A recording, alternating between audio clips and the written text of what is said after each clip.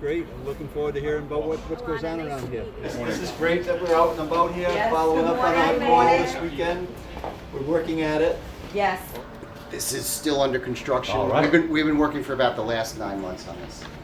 The building was very old, and we kind of gutted it. And part of that is job training specific into areas. Like I said, we plan on doubling the business again.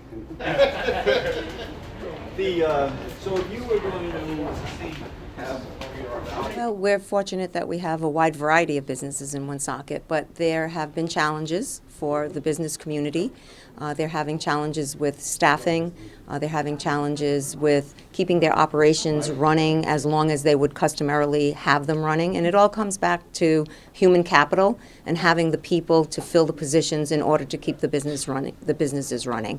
And of course, if we were able to get some of the funding through the ARPA funding, we would be able to help our small business communities in order to have them operating more efficiently and longer hours and staffing more folks. I mean, right now we're second in the country in terms of vaccination rates for adult population, which is really key for us.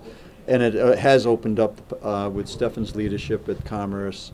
We're right now, I just was told, second in the country in terms of recovering the economic recovery, and still first in the Northeast. So we know we're positioned very well, but that we need to talk to the employers, and we need to talk to the prospective staff that they need, and we need to understand why we're still struggling to a large degree to match up people into the workforce. So that's what we're here today in Woonsocket. The mayor and I talked over the weekend. We talk regularly, but on this particular issue, and I said that we would come up in Woonsocket and talk about this particular issue of trying to make sure that we can use the funds that we have, the recovery funds, some of the funds that we're still holding on to that we're going to put out with some sort of plan to really identify why employees are still on the sidelines, right? Because they're no longer collecting the federal benefit.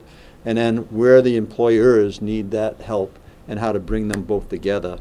Because unless we're able to do that, we're not going to keep the place of being, leading the country in our economic recovery. We've got a tremendous opportunity. Businesses are waiting for employees to do more business, and that is going to really stimulate our economy as a state. The governor is proposing a down payment, which is to say that we want to use an initial tranche of the federal money to ensure that we can keep this economic recovery strong. So we're asking for the use of 10% of the $1.1 billion, just the initial 10%, to keep our recovery going, because we know in a way we're the victim of our own success. Our economy is very hot compared to other states, but that means that our worker shortage is a problem, and to sustain that economic momentum, we need to make the investment that the governor proposes.